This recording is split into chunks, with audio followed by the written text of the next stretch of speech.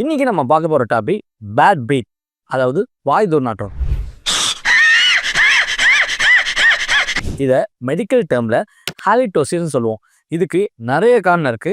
ஒரு சில காரணத்தை வாங்க பார்க்கலாம். வணக்கம், நான் உங்கள் டாக்டர் விக்னேஷ் பிரகாசம். சரியா எல்லா பக்கமும் பிரஷ் பண்ணாம இருக்கிறது, ஃபிளாசிங் பண்ணாம இருக்கிறது, அதனால பல்லுல கரைபடுகிறது, பல் சொத்த வருது, இதனால வாய் துர்நாற்றம் வரும். கேட்டியா?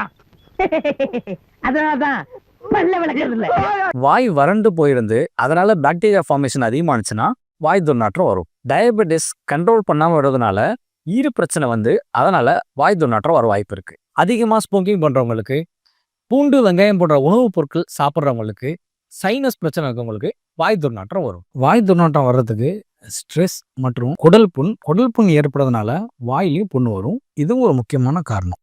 இதனால பல்லுல சேரக்கூடிய பாக்டீரியா சல்ஃபர் காம்பவுண்ட்ஸை உருவாக்கும். அந்த சல்ஃபர் காம்பவுண்ட்ஸ் பேட் பிரீத் வரதுக்கு ஒரு காரணமா இருக்கு. இதுக்கு ட்ரீட்மெண்ட் உங்க டென்டிஸ்ட்டை போங்க, அவங்க இதுக்கான சரியான காரணத்தை கண்டுபிடிச்சி கரெக்டான சொல்யூஷன் கொடுப்பாங்க.